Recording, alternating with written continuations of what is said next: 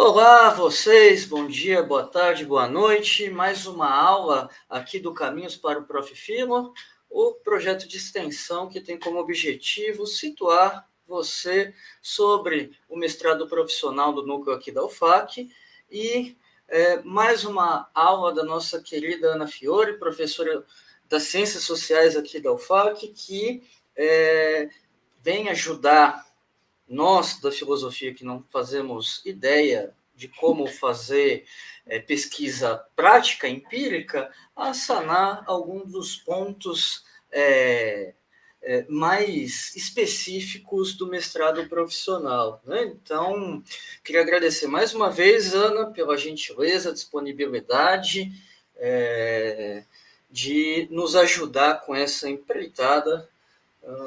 Enfim, é uma alegria de coração.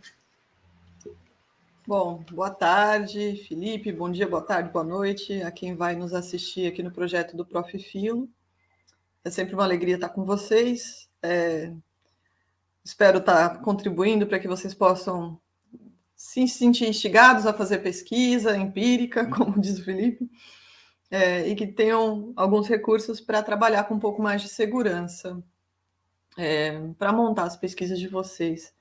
Eu até não vou falar aqui especificamente na nossa live, mas eu vou passar para o professor Felipe também algumas referências de textos de metodologia que podem ajudar vocês, tanto no tema do nosso encontro anterior, que é pesquisa de campo, quanto no tema que a gente vai tratar hoje, que é o de entrevistas, né? Aí, enfim, algumas dessas coisas podem ser encontradas com acesso aberto na internet, outras coisas de maneira, digamos assim, não tão oficial, mas com as coisas oficiais já dá para trabalhar o suficiente, caso os nossos rigores éticos impeçam dos caminhos não tão oficiais de obtenção de material acadêmico. Então, vamos lá? A gente falou no último encontro sobre pesquisa de campo, hoje a gente vai falar sobre como fazer entrevistas, que parece uma coisa muito simples, né? Todo mundo aqui, com certeza, já viu entrevistas sendo feitas em telejornal, na rádio, já participou de entrevistas de emprego, né, que é todo um outro universo com o pessoal dos recursos humanos. Mas as entrevistas para a realização de pesquisa têm alguns requerimentos, né, alguns critérios para elas serem válidas, para elas serem úteis para a pesquisa, e também tem alguns macetes que podem ajudar a tornar a construção desses dados com os participantes da pesquisa de vocês mais bem qualificada. Bom, então a primeira pergunta que a gente tem que responder, voltando um pouco ao que a gente falou no encontro anterior, é por que a gente faz entrevistas? A gente não faz entrevistas só porque é legal conversar com as pessoas. A gente tem que ter uma finalidade útil para a nossa pesquisa para fazer as entrevistas. E por que a gente vai falar com as pessoas e fazer perguntas para elas e considerar as respostas delas?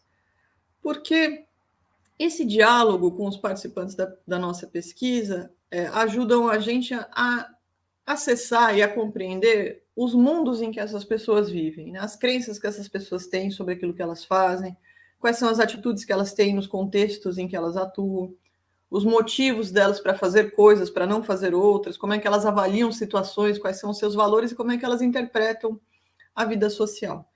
Dentro do contexto escolar, que é o objeto de vocês, principalmente no Prof. Philo, mas também nesses outros universos nos quais a gente pode pesquisa. Então, assim, pesquisa para saber o que os outros sabem, para saber o que os outros pensam, o que eles acham, e que pode ser interessante para o nosso problema de pesquisa, para os nossos objetivos. As entrevistas, elas podem ser a ferramenta principal de uma pesquisa, né? A metodologia de uma pesquisa pode ser inteiramente baseada em entrevistas, isso é bastante comum, dependendo do problema que é construído, ou elas podem ser combinadas com outras técnicas de construção de dados, que podem vir antes ou depois da realização das entrevistas, ou entremeados com elas, depende muito de como é que o projeto é construído. Então, a gente estava falando sobre currículo de ensino de filosofia no ensino médio, por exemplo. Então, vamos fazer uma pesquisa documental levantando o currículo de referência único do Acre, a proposta pedagógico-curricular da escola, você já tem uma base documental para fazer essa sua pesquisa. Aí você tem dúvidas sobre como o projeto pedagógico curricular e a matriz curricular de filosofia foi construída naquela escola. Então, você vai conversar com os professores de filosofia da escola, vai conversar com a coordenação pedagógica, e aí você vai fazer as entrevistas. E aí a coordenação pedagógica vai te indicar os textos que eles usaram para se inspirar para fazer o currículo daquela escola. Então, você volta para uma pesquisa documental. Então, essas idas e vindas entre a entrevista e as outras técnicas de construção de dados são bastante comuns. Uma coisa também bastante comum é a gente tem uma amostra grande de participantes, então a gente vai trabalhar com 3 turmas de 35 alunos de uma determinada escola. É muita gente para fazer entrevista, então a gente aplica um primeiro questionário com questões padronizadas, vou falar sobre isso já já. E aí, algumas pessoas a gente escolhe para fazer uma conversa mais longa e faz uma entrevista em profundidade. Então, o questionário vem primeiro, a entrevista vem depois. Essas são combinações, exemplos de combinações entre diferentes técnicas de pesquisa que usam a entrevista. É muito raro uma pesquisa de campo que não envolve, em alguma medida, pelo menos, uma conversa mais pausada, mais circunscrita com algum sujeito participante da pesquisa que é importante para o nosso campo. Em alguns casos, né, a gente até faz entrevistas também para dar um caráter um pouco formal da nossa presença no campo, porque os participantes da nossa pesquisa, os estudantes, os professores, eles também sabem reconhecer que uma entrevista é uma coisa que é feita no contexto de uma pesquisa, então eles vão entender melhor, às vezes, o que você está fazendo lá se você faz uma entrevista, mesmo que o grosso dos seus dados venha da observação, por exemplo. E muitas vezes a gente volta a falar com esses mesmos interlocutores, com esses mesmos participantes e realiza novas entrevistas para esclarecer coisas que surgiram, né? Então, eu não tinha pensado num determinado aspecto do meu problema, mas aí eu vi uma situação no campo, eu li um texto que me chamou a atenção para um ponto e eu preciso conversar com alguém sobre esse ponto do meu campo. Então, vou lá e entrevisto a pessoa sobre esse aspecto que surgiu, que não estava previamente dado no meu projeto, mas que é interessante para iluminar as questões do meu problema de pesquisa. Então, por isso que a gente faz entrevistas. Até botei uma fotinho aqui, um pouco embaçada, porque eu não pedi licença para as pessoas que estão aparecendo, de um grupo de alunos meus que foram comigo fazer entrevista com o ensaio de um bloco de carnaval em Rio Branco. Então, é um grupo de alunos, alguns estão com um bloquinho de anotação, outros estão com o celular gravando, conversando com o diretor da bateria desse bloco de carnaval, e ele está contando um pouco da história do bloco, da escolha do enredo, do desfile daquele ano. É um contexto de campo, que uma entrevista vai acontecendo, inclusive ela não foi previamente agendada, né? A gente só avisou que a gente ia, pediu autorização para o diretor do bloco, mas aquele participante da pesquisa no momento, que é um sujeito relevante para aquele campo, se ofereceu a conversar com os alunos, e assim eles fizeram uma entrevista ali em loco, mesmo na rua, enquanto a bateria estava fazendo uma pausa nos ensaios. Bom, qual que é a diferença de questionário e entrevista? O questionário, como vocês podem imaginar, porque vocês já devem ter respondido vários ultimamente pelo Google Forms, ele é feito de maneira estruturada. Tem questões que são pré-definidas, né? Antes de conversar com as pessoas, você faz um roteiro de questões. E as pessoas que vão responder essas questões, de modo geral, elas vão assinalar uma ou mais opções a cada questão, que são as chamadas respostas fechadas. Até no próprio Google Forms tem como você configurar isso. Se a pessoa pode escolher uma questão, uma resposta só, ela pode escolher várias respostas numa lista.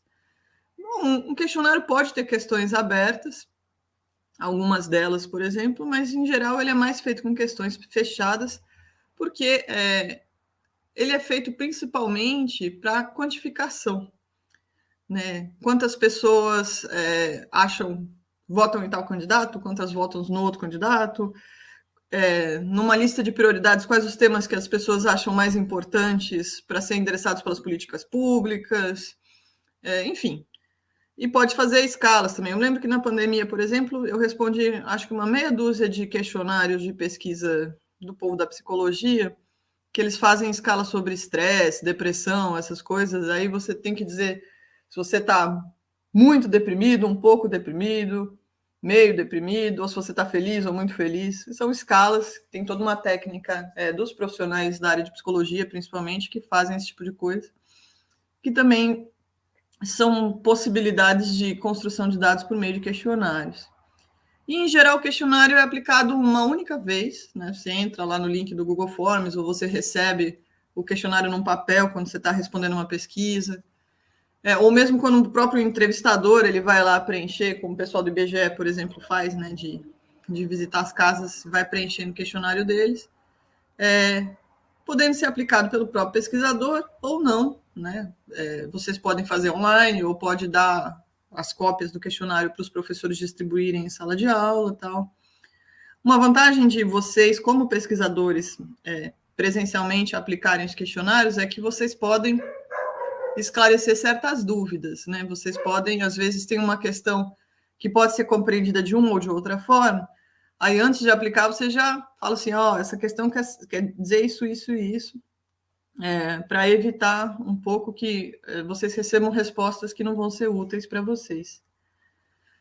A entrevista, ela pode ser estruturada também com um roteiro bem fechadinho de questões, ela pode ser semi-estruturada, com questões que já estão definidas, mas que podem surgir novas questões na conversa, ou ela pode ser uma entrevista aberta, em que muito do que vai ser falado vai ser derivado das respostas às primeiras questões que você lançar para a pessoa que você está entrevistando, para o seu participante.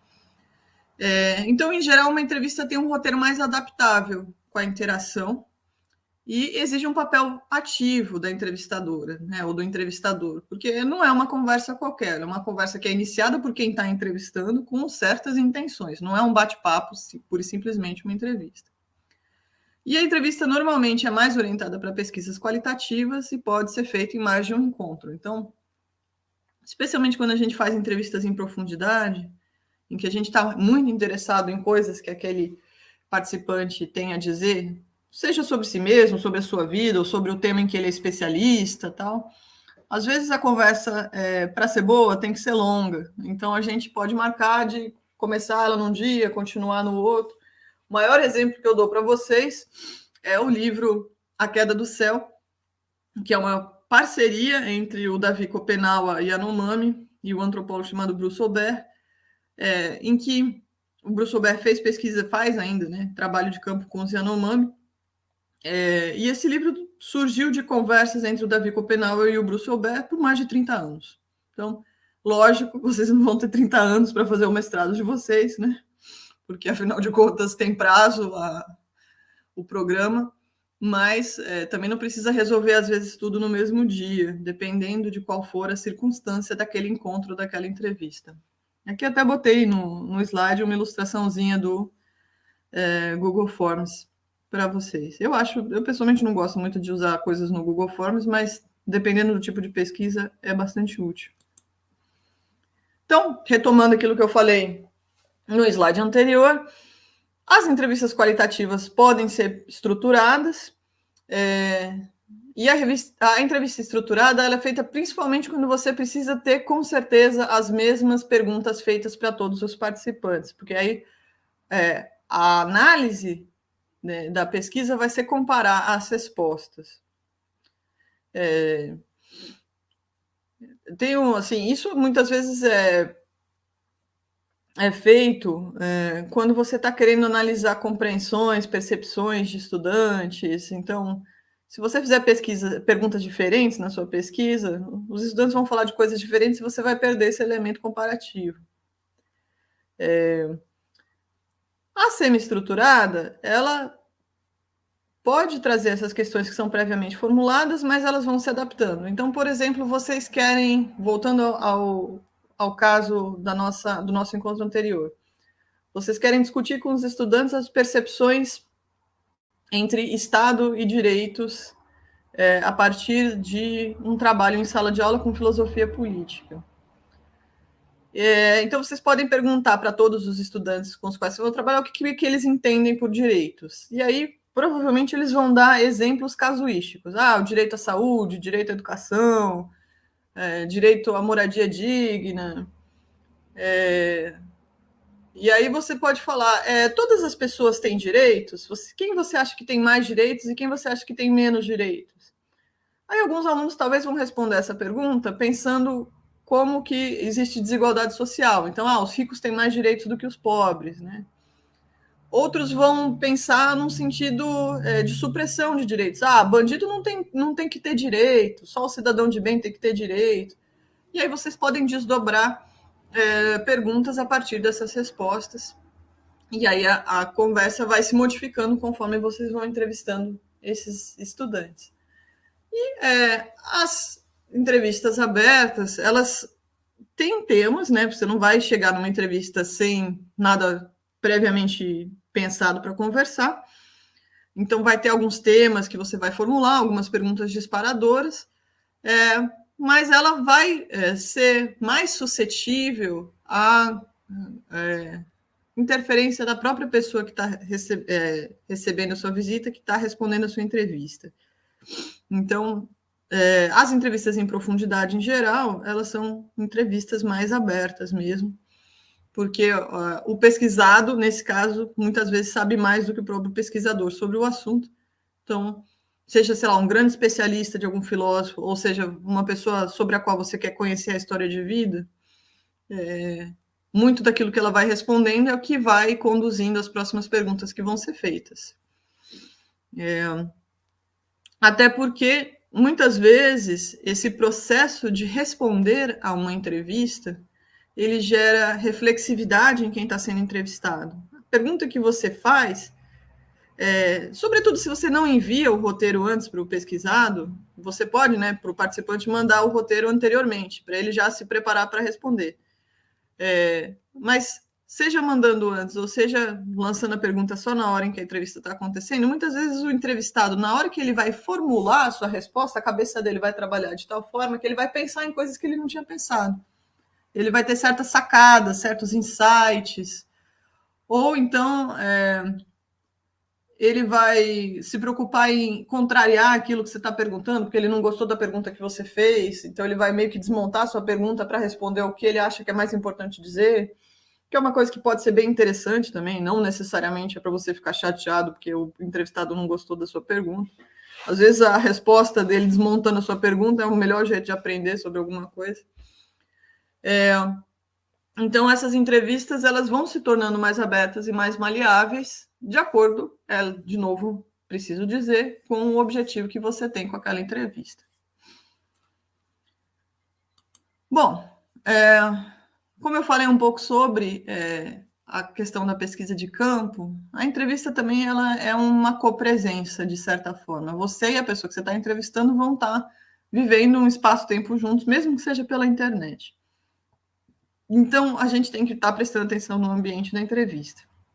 E o tipo de instrumento que a gente vai utilizar, se é uma entrevista estruturada, semi ou aberta, a duração, a quantidade de perguntas, tem que estar adequado a esse ambiente no qual a entrevista vai ser realizada. Porque esse é um ambiente que vai ser, em alguma medida, pactuado entre o pesquisador e o pesquisado, né, e o entrevistado.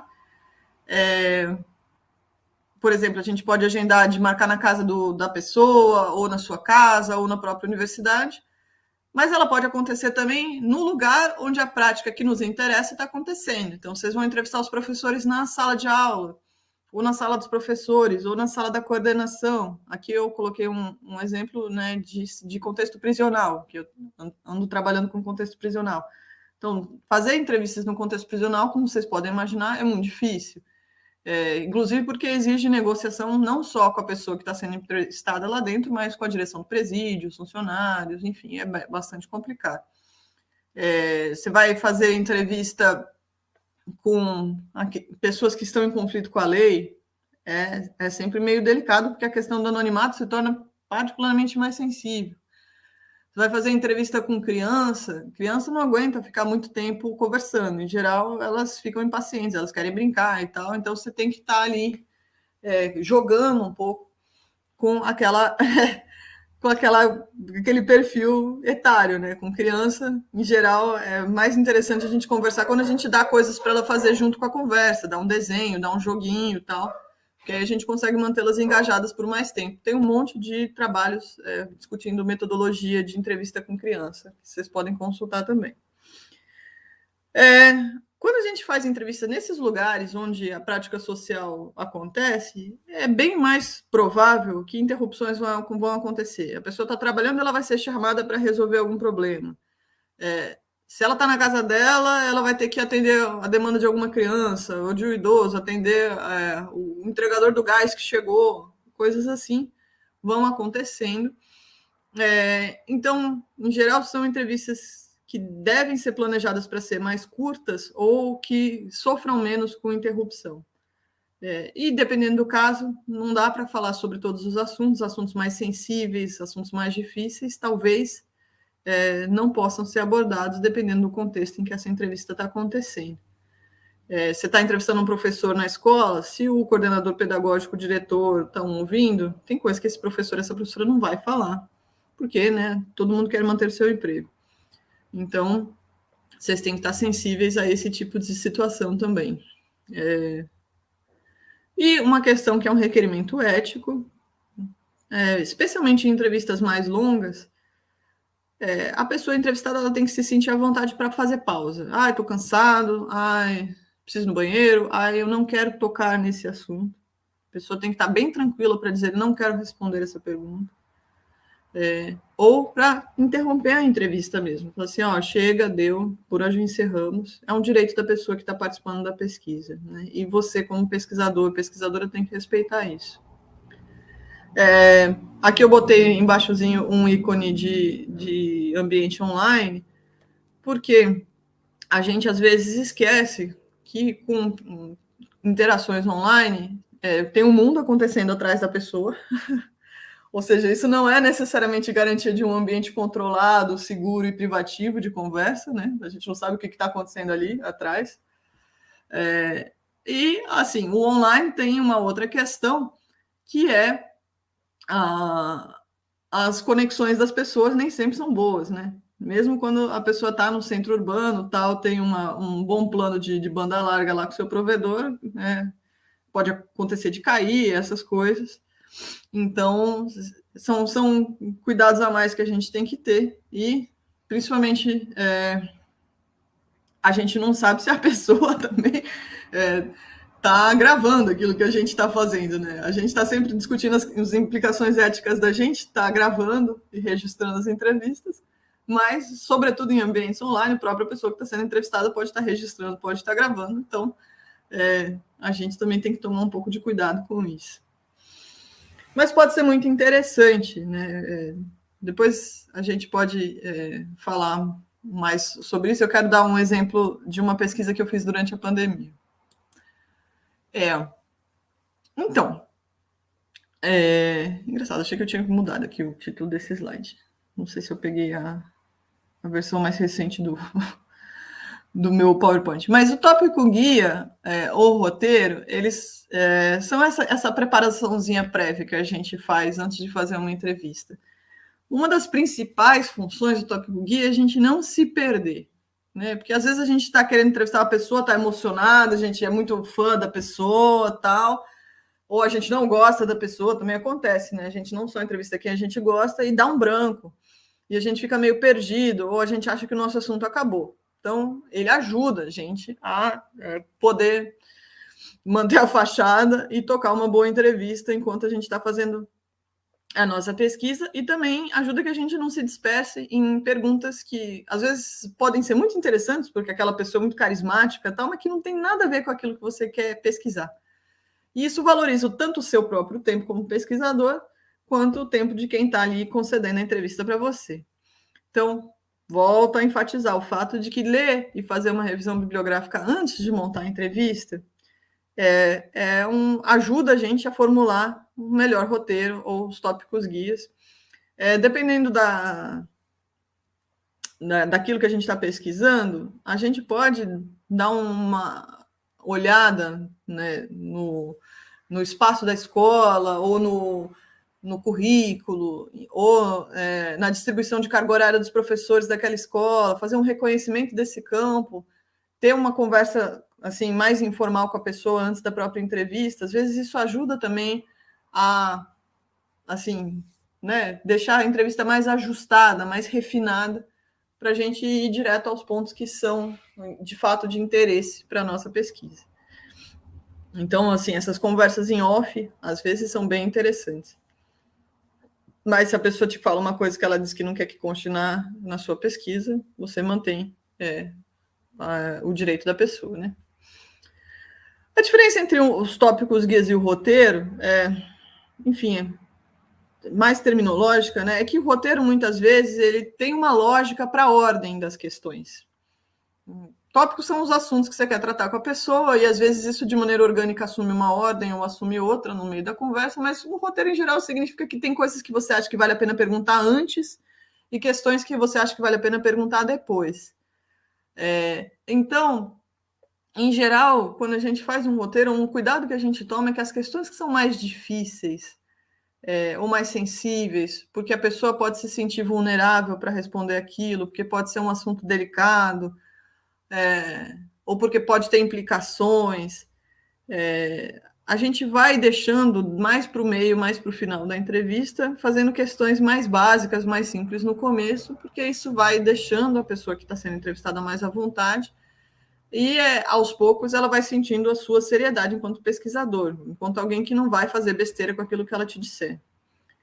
Uma coisa que é sempre muito importante é evitar fazer perguntas que já julguem, pré-julguem a pessoa. E dependendo do tema da pesquisa, isso não é simples de fazer. Porque nós temos valores, né? Alguns desses valores a gente acha que são consensuais, mas até para investigar certas questões, certos temas, a gente vai vendo que mesmo com esses valores nominalmente consensuais, existe muita discordância, e que se você não for sutil na maneira como você vai fazer pergunta, você não vai conseguir ter as respostas que são interessantes para a sua pesquisa.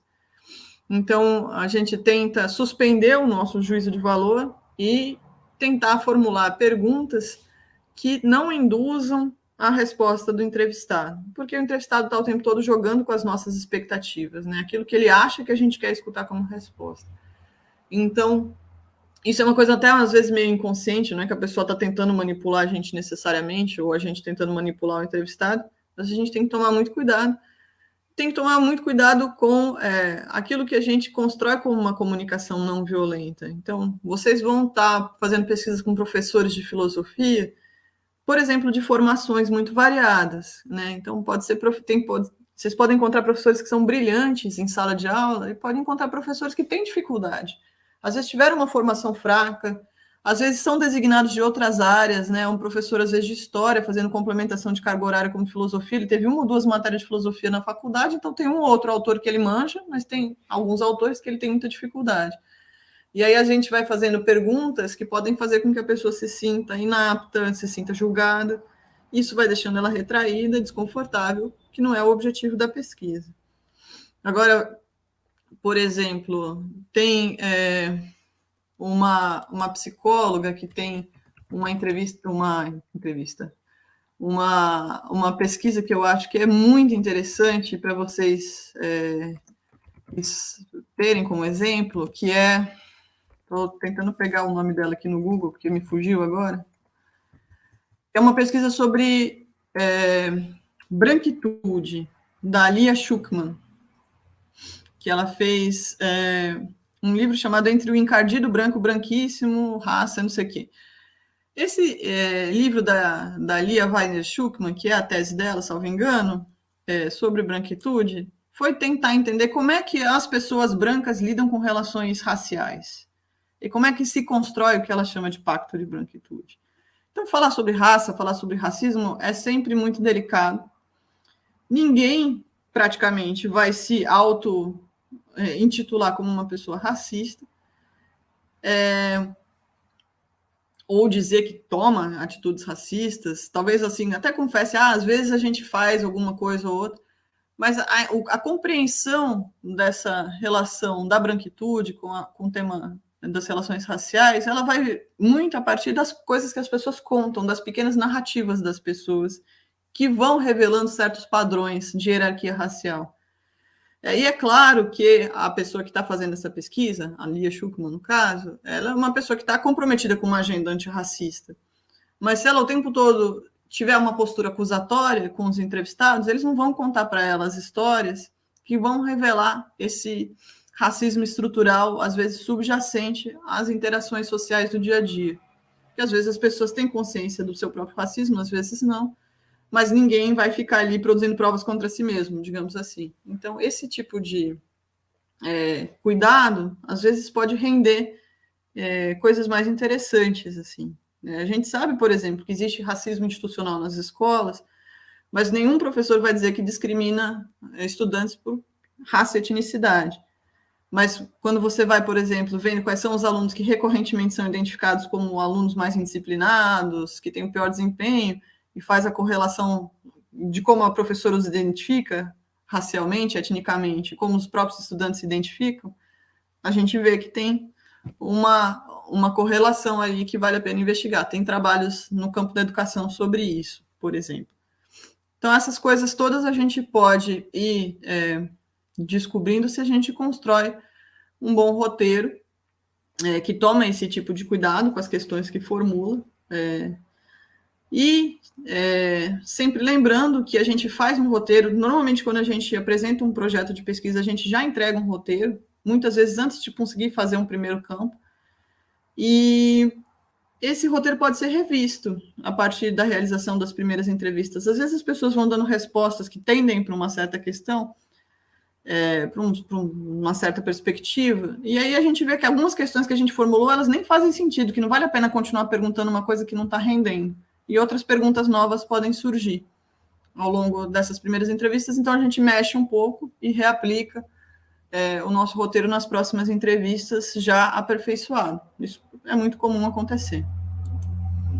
Bom, uma coisa importante para fazer entrevista é a gente saber quem que a gente vai entrevistar, né? Às vezes, quando é esse um especialista, é esse cara que eu quero saber. Eu quero saber sobre direito de Estado, Schopenhauer no Brasil, vou falar com o Felipe, porque o Felipe é o especialista do rolê.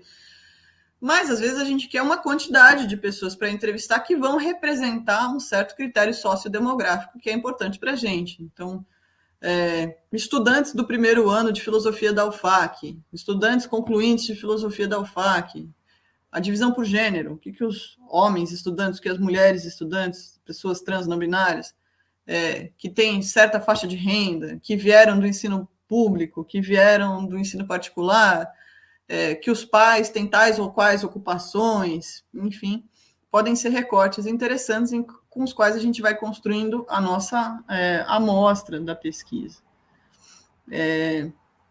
E aí, quando a gente vai escolhendo mais ou menos o perfil de pessoas que a gente quer entrevistar, a gente também tem que pensar em maneiras como a gente vai contatar essas pessoas, recrutar elas para participarem da nossa pesquisa.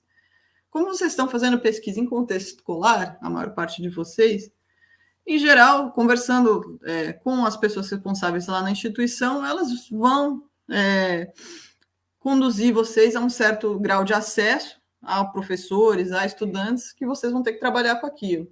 Então, vocês podem ter esse tipo de indicação.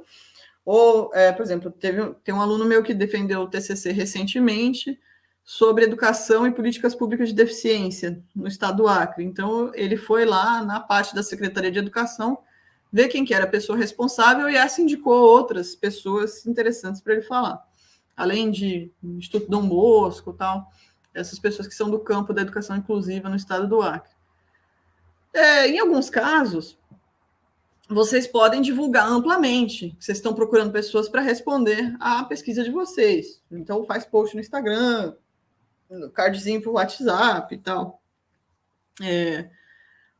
Ou vocês podem ir em loco no lugar. Quero falar quais são as concepções filosóficas, por exemplo, dos participantes do Islã em Rio Branco. Então, vou lá no dia que está rolando a batalha de rimas, lá o Islã, os eventos e tal, e conversar com as pessoas lá. E essas pessoas, muitas vezes, podem indicar outras pessoas. Quando uma pessoa que a gente entrevista indica outras, é o que a gente chama de metodologia de bola de neve, que é uma forma muito comum de construir a nossa amostragem numa pesquisa. Então, a gente uma pessoa vai indicando outras, que vai indicando outras. Então, eu vou falar com o Felipe sobre Schopenhauer. Aí o Felipe vai falar, mas tem um fulano que estudou comigo no mestrado, que estudou essa outra questão em Schopenhauer. Aí eu vou falar com esse fulano. Ele fala, mas uma menina, tal, não sei o quê, está dando aula num curso livre de Schopenhauer na escola tal. Vou falar com ela e assim sucessivamente a gente vai achando novas pessoas para entrevistar. No caso desse meu aluno, por exemplo, que pesquisou educação e deficiência, ele foi falar com as associações de pais de crianças com deficiência, e aí os pais indicavam outros pais, que indicavam outros pais, por exemplo, assim, e ele foi achando pessoas legais para a entrevista dele, para a pesquisa dele. A quantidade de entrevistas que vocês vão fazer depende, primeiramente, do tempo disponível, então é importante que vocês se organizem, porque marcar entrevistas depende da disponibilidade dos outros. Nem sempre é muito fácil que os outros estejam disponíveis para conversar com a gente. Não é só o tempo da nossa pesquisa, né? 1 ano e meio, 2 anos que vocês têm no mestrado, mas se a pessoa vai abrir um espaço na agenda dela para receber você e conversar com você. Vai depender da relevância para a pesquisa, então tem pessoas que são mais importantes de entrevistar, outras pessoas talvez sejam menos importantes, dependendo do problema que vocês estão investigando na pesquisa de vocês. E aquilo que a gente chama de saturação de sentido, saturação das respostas, que é quando a gente faz um volume grande de entrevistas, mas a gente começa a ver que as respostas estão meio repetidas, que a gente não vai descobrir muitas coisas novas fazendo mais entrevistas. Aí é quando a gente chega naquilo que a gente chama de saturação. Por fim, sobre seleção dos entrevistados, né, a gente sempre tenta estabelecer uma relação de confiança com o entrevistado. Na aula sobre ética em pesquisa, o João Lima provavelmente vai falar com vocês sobre o termo de consentimento, que dá uma lista de garantias para a pessoa que participa da pesquisa, para ela saber e se sentir segura, inclusive que a pesquisa não vai, em hipótese alguma, implicar em prejuízo para ela, e caso haja algum tipo de prejuízo, que a pessoa que está fazendo a pesquisa se encarrega de fazer alguma espécie de compensação, ressarcimento do prejuízo que, porventura, essa entrevista causa. Então, muitas vezes, as entrevistas para pesquisa, elas são feitas de maneira anônima, porque isso previne um pouco consequências imprevistas que uma pesquisa possa ter. Mas é claro que nem todo campo é possível, de fato, anonimizar. Às vezes o tema é tão fechado, tão limitado, que mesmo que você não coloque o nome, todo mundo vai saber quem falou tal coisa. Então, às vezes, a questão do anonimato não é a principal prerrogativa ética. Às vezes, a pessoa poder, por exemplo, ter um bom controle sobre aquilo do que vocês conversaram, que vai, de fato, entrar no relatório de pesquisa ou não, é uma segurança para ela maior do que a anonimização dela como respondente da sua pesquisa. Bom, em algumas situações, a gente não faz a entrevista de 1 para 1. Às vezes, a gente leva mais de uma pessoa para ser entrevistador, mas, sobretudo, tem vários contextos em que a gente entrevista as pessoas em grupo. Então, eu dei 3 exemplos assim que acho que estão próximos do universo de vocês no Profilo, que é famílias, as turmas de escola, né? Talvez vocês conversem com grupos de alunos e não só com alunos individualmente, ou outros grupos juvenis. Até peguei um exemplo aqui de um documentário que eu acho que é um primor para ensinar metodologia de pesquisa, que é um documentário que tem disponível no Vimeo, no acervo do Laboratório de Imagem e Som em Antropologia da USP, chamado A Letra e o Muro, que é sobre pichadores. Eu adoro esse documentário. Que os realizadores desse documentário vão conversar com um grupo de pichadores em São Paulo. Alguns deles estão falando individualmente para a câmera, mas, por exemplo, aqui tem 3 que estão numa quadra, num desses bairros periféricos de São Paulo. Eles estão batendo papo com os entrevistadores, respondendo as perguntas. E aí é interessante, porque eles estão não só respondendo as perguntas de quem está fazendo a entrevista, mas eles estão respondendo as falas uns dos outros. Então, isso é uma coisa interessante de fazer entrevista em grupo, porque essas reações de uns para os outros podem trazer uma profundidade, trazer uma espontaneidade, uma densidade que uma entrevista muito formalizada, né, entre o entrevistador e o entrevistado, não traria. Então, às vezes, a gente fica até um pouco mais como um mediador, jogando os assuntos sem necessariamente ter uma lista de perguntas, e isso traz uma riqueza interessante para o trabalho de pesquisa. É claro que isso também faz com que a gente tenha que levar em conta essas dinâmicas sociais específicas dos grupos. Se a gente está fazendo uma entrevista com uma família, tem uma hierarquia ali que é geracional, né? De vós, pais, filhos, irmãos mais velhos, irmãos mais novos. Se a gente vai falar com um time de futebol, o técnico, o capitão do time, provavelmente eles vão assumir um certo protagonismo para falar em relação aos outros jogadores. Então, essas coisas a gente também tem que levar em consideração. Se a gente quer ter assim, um balanço, que todo mundo fale mais ou menos com as mesmas oportunidades, ou se a gente quer aceitar esses protagonismos, essas hierarquias que são próprias daquele grupo que está sendo entrevistado. E aí tem a questão do grupo focal, que é diferente de fazer uma entrevista em grupo, porque o grupo focal é proposto pelo pesquisador, não é um grupo que você encontra espontaneamente na sua situação de pesquisa de campo, mas é um grupo que vocês vão formar, ou pelo menos, sendo um grupo já formado, vocês vão levá-los para a situação específica em que a dinâmica de grupo focal vai acontecer. Qual que é o objetivo de fazer um grupo focal? É uma coisa que é muito utilizada em pesquisa de marketing, pesquisa de recepção da comunicação, e para a educação também o povo gosta, às vezes, de usar grupo focal. O antropólogo raramente faz grupo focal, mas é uma técnica que é interessante, dependendo do objetivo da pesquisa. Porque o grupo focal, quando você junta esse grupo e fala assim, hoje nós vamos falar sobre ensino de filosofia e direitos humanos. Aí você vai, como pesquisador, entrevistador, instar as pessoas a falar e a reagir àquilo que as outras pessoas fazem. Porque se considera que aquela dinâmica de grupo, ela vai acrescentar coisas que as respostas individuais de cada participante não trariam. Então, vocês podem, por exemplo, propor uma situação hipotética e fazer com que os estudantes debatam quais são os direitos e deveres de cada membro do grupo diante dessa situação hipotética. E aí a gente vai vendo que essas dinâmicas de debate dos participantes do grupo focal vão gerar certas tendências. Às vezes eles vão construir consensos, eles vão buscar achar um ponto em comum nos quais eles concordem, ou, por outro lado, vão aparecer divergências. E essas divergências podem ser divergências de opiniões ou podem ser divergências da própria interação interpessoal. Não gosto desse fulano, então eu vou contrariar tudo que ele falar. É uma coisa que é muito comum quando a gente lida com estudantes.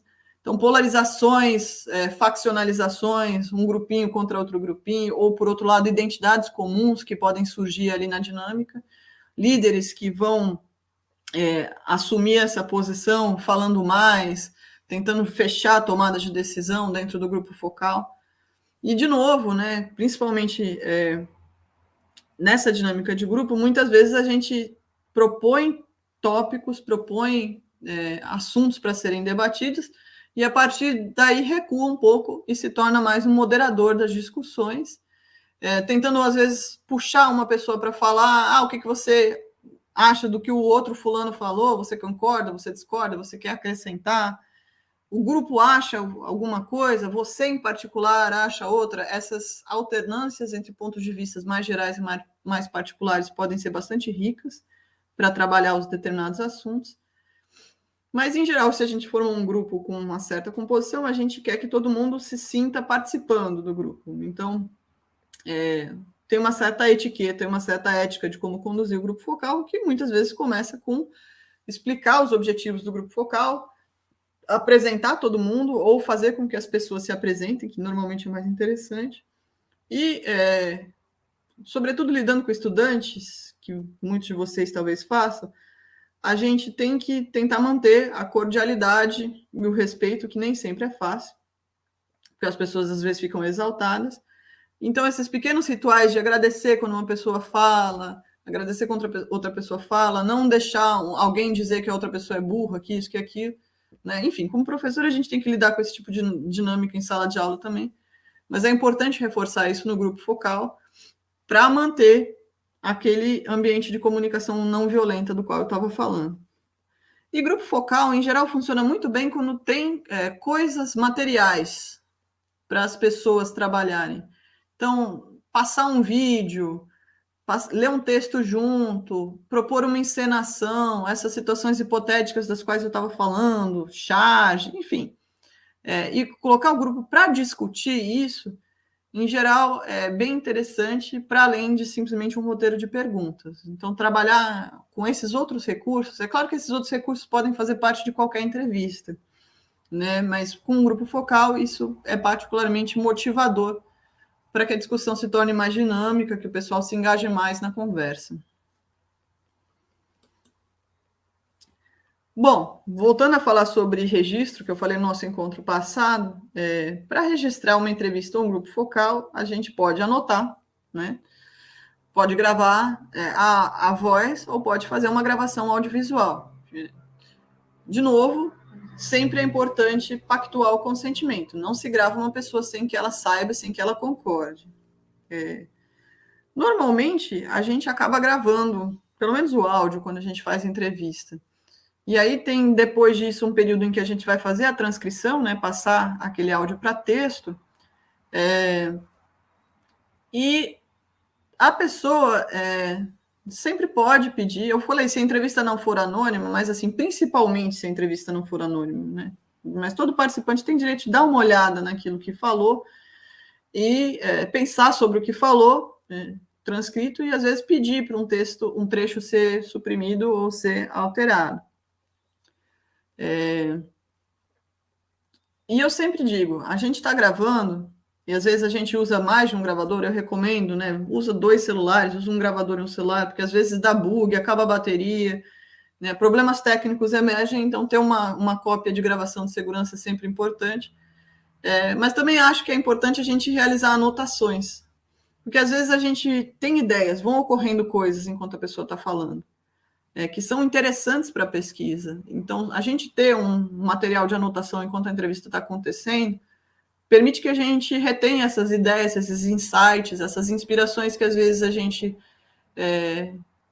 tem, né, que rompem durante a conversa, mas que depois, quando você vai só analisar a entrevista, isso já foi embora, se você não anotou. E aí a gente perde coisas que podem ser muito legais para a nossa pesquisa. Até porque confiar na memória, sobretudo quando nós vamos ficando mais velhos, não é uma boa estratégia. Quando eu tinha 20 anos e estava no começo da graduação, eu achava que eu ia lembrar de tudo que eu li. Isso, hoje em dia, eu mal lembro o que eu tomei no meu café da manhã. Então, é bom anotar. De novo, eu enfatizo que se a gente tem como objetivo um produto, enfatizo isso porque vocês têm que produzir um produto didático. Então, se vocês querem fazer produtos audiovisuais com a pesquisa de vocês têm que levar em conta os requerimentos técnicos do registro da entrevista ou do grupo focal. Então, a qualidade da captação do som e da imagem, que não é tudo que o técnico lá pode pegar o programa do computador e ajeitar. Os ruídos externos. Eu, por exemplo, tranquei os meus cachorros na cozinha para poder estar participando dessa live de vocês, senão eles iam ser os participantes incidentais. Interrupções, equipamento adequado, com gravação audiovisual sempre tem aquela coisa da luminosidade, de bater o branco, enfim, que o celular ajeita mais ou menos.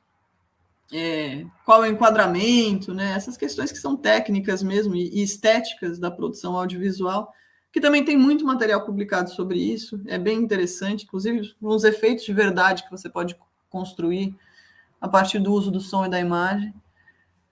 Quando vocês fazem entrevistas, às vezes a gente quer ficar horas conversando com a pessoa, porque a gente se acha super inteligente e a conversa é super interessante, mas tudo que vocês gravarem vai exigir que seja transcrito. E isso é um trabalho cansativo, longo, vai ficar com tendinite, vai ficar com dor no ombro.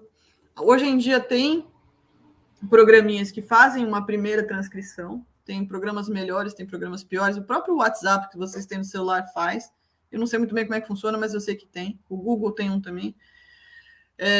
Nenhum deles é perfeito, então vocês vão ter que sempre revisar as transcrições. Não dá para confiar só na tecnologia. E aí uma coisa importante que vale para todo material de pesquisa, mas, sobretudo, para quando você grava outras pessoas, é que o armazenamento desses dados tem que ser feito de maneira segura, com acesso restrito. Então, lembra que eu falei para vocês no encontro passado para usarem o Google Drive de vocês para armazenar os materiais de pesquisa. Mas, sobretudo, a parte que é gravação de outras pessoas que assinaram o termo de consentimento com vocês, tem que estar protegido. Então, essa pasta tem que estar com senha. Eu acho que o Google Drive nem é a coisa mais segura do mundo, né? Enfim, mas... Então, dependendo do tipo de material que vocês coletarem, talvez um outro armazenamento seja melhor. Mas vocês não vão ficar postando foto da pesquisa de vocês nas redes sociais de vocês, né? Isso muita gente faz, mas isso tem um problema ético sério em fazer isso. Às vezes, assim, aquela foto do grupo que tira todo mundo enfileiradinho, assim, contra uma parede, contra a lousa, tal, até uma coisa assim, dependendo se todo mundo está consciente, se é uma coisa que é feita para postar na rede social, aí tudo bem, mas as coisas que são feitas para a pesquisa, elas devem ser utilizadas para a pesquisa, e não para as nossas vidas nas redes sociais. Então, as coisas têm um acesso restrito, que quem vai olhar é vocês, e a pessoa que estiver orientando vocês pode olhar também esse material, mas mais ninguém, até que isso chegue na forma final da dissertação, do relatório e do produto didático que vocês estão produzindo. Então, tem que, inclusive, constar isso no termo de consentimento que vocês vão dar para os seus entrevistados, de que o material que vai ser produzido vai ser utilizado para a dissertação e para o produto que vai derivar dessa dissertação. Bueno, aí a gente chega no ponto que as pessoas empacam com frequência, que é como é que a gente analisa esse mundaréu de falas que a gente captou nas nossas entrevistas. Bom, como eu falei para vocês no encontro passado, a gente vai ir classificando esse material. Essa classificação pode ser pelo tipo de entrevistado, né? Alunos de primeiro ano, alunos de último ano, tal. Mas também a gente vai fazer uma análise daquilo que eles falaram, do conteúdo daquilo que foi anunciado nas entrevistas, das respostas, também dos outros materiais que a gente foi coletando, tanto a partir das perspectivas teóricas que informam a nossa pesquisa, por exemplo, a ideia de biopolítica e governamentalidade do Foucault, como é que isso influencia na noção de sujeitos de direitos dos estudantes, quanto das categorias que emergem das respostas, né? Então, os nossos próprios entrevistados, eles têm teorias sobre como o mundo funciona, que não necessariamente são teorias filosóficas ou teorias científicas, mas têm modos de explicar o mundo, tem formas de classificar o mundo que vão emergir com aquilo que eles estão falando, e aí a gente vai identificando padrões naquilo que eles estão falando. Então, se vocês vão fazer uma pesquisa sobre percepção de direitos para os alunos, então, parte das respostas deles vão ser diretamente relacionadas a percepções positivas e negativas de direitos humanos, percepções que são casuísticas e percepções que são abstratas de direitos humanos, e por aí vai, vocês vão criando essas categorias. O que eu achava que estava na outra apresentação, mas está nessa, existem alguns softwares que ajudam a fazer esse tipo de análise de conteúdo, né? Tem o Atlas TI, é um dos que é mais usado no Brasil, o NVivo, o MaxQDA. Tem um que é gratuito, que é o Iramutec, que eu não sei muito bem como é que funciona esse em particular, mas tem tutorial para isso no YouTube, em que você joga os arquivos lá e ajuda a criar essas codificações e a relacionar essas codificações. Quando a gente faz meia dúzia de entrevistas, às vezes a gente não precisa de um software de análise de conteúdo. Se vocês forem fazer 200, aí vai ser muito difícil fazer na mão, e esses softwares ajudam. O Atlas TI, que é o que eu conheço melhor, ele é uma mão na roda para trabalhar com um volume grande de entrevistas. Ele tem uma versão freeware, mas a versão completinha lá é paga. Bom, quando a gente está falando de análise das entrevistas, é sempre bom tomar cuidado, porque às vezes o que a gente entende não é aquilo que a pessoa quer dizer. Então, é claro que, no limite, a gente não tem acesso à consciência da outra pessoa, para saber tudo o que ela quis dizer com aquilo que ela falou. Mas quando a gente olha para várias entrevistas, ou nas entrevistas longas, muitas vezes a gente consegue uma certa elucidação daquilo que foi dito para a gente. Então a gente tem que tomar um pouco de cuidado, até porque as palavras em geral também estão carregadas de certos juízos de valor, que não são os mesmos entre quem entrevista e quem é entrevistado. E às vezes, assim, a gente entrevista gente que não gosta de falar.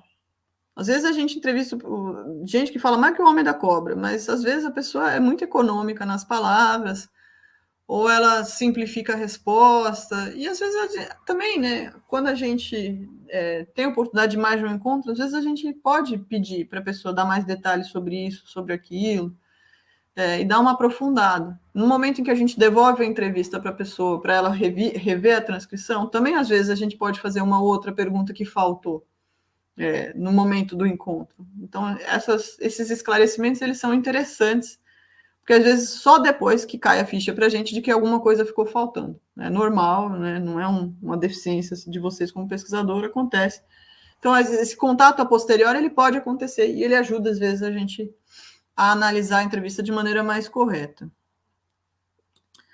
Aqui, para terminar, eu coloquei um print do manual do Atlas TI. Esse é o penúltimo slide, na verdade. E eu acho que é interessante, não sei se vocês conseguem enxergar muito pela tela, não tem como aumentar o zoom, né, Felipe, do slide? Infelizmente não. Infelizmente não. Mas olha que interessante, se vocês olharem, esse é o Atlas TI do Mac, né? Mas enfim, no Windows não é muito diferente. Essas corzinhas que ficam do lado... Não tem nem a canetinha aqui no StreamYard, né? Essas corzinhas que ficam do lado do parágrafo, do lado direito, essas são as codificações que a gente vai colocando, que tem a legendinha nesse menu do lado esquerdo. Então, aquilo que eu estava falando sobre a árvore de códigos, por exemplo, vamos supor que esses azuizinhos têm a ver com percepção, né? Esse é um negócio sobre relação de pais e filhos e felicidade das crianças e tal. Então, tudo isso que está dividido nesse azulzinho são trechos que falam sobre percepção dos adultos sobre a felicidade das crianças. E aí você tem outros códigos. Tem criança, não tem criança? Qual a idade das crianças? Se são percepções positivas dos sentimentos ou negativas dos sentimentos. E a gente pode ir pegando cada uma das transcrições de entrevista, dos nossos diários de campo, dos materiais documentais, e criando esse tipo de código. E esse software, ele puxa as coisas com os mesmos códigos de diferentes materiais. Então, quando você está lidando com coisas muito diferentes, você vai... por exemplo, estou falando sobre por que Schopenhauer é um autor inadequado para trabalhar no ensino médio com Estado e sujeitos de direitos. Então, você vai ver um professor falando, eu acho ele inadequado por causa disso. O outro falando, não, eu acho um absurdo considerar Schopenhauer inadequado, ele é super importante. O outro fala assim, eu nem sei quem é Schopenhauer. E na apostila tem lá, se você quiser usar Schopenhauer para trabalhar com alunos do ensino médio, aí esse software ele ajuda a juntar essas coisas muito diferentes, né, de origem, mas que estão falando sobre o mesmo assunto. E aí você consegue trabalhar a sua análise, em vez de ficar horas abrindo um arquivo, abrindo outro, 30 abas abertas no seu computador e você perdidaço, sem conseguir achar onde que está aquele lugar em que falaram que Schopenhauer era o autor mais legal do mundo para trabalhar com sujeitos de direito e Estado moderno no ensino médio. Por isso, assim, é muito legal trabalhar com isso. É claro que isso exige uma certa infraestrutura, né? Vocês têm que ter um computador que funcione, que não vai travar, que eu sei que às vezes é meio difícil, mas é bom que vocês saibam que isso existe, né? Para a gente saber que a gente pode sair da idade da pedra com pesquisa qualitativa também. Por fim, agora sim, o último slide, como é que a gente joga tudo isso depois no nosso relatório ou na nossa dissertação?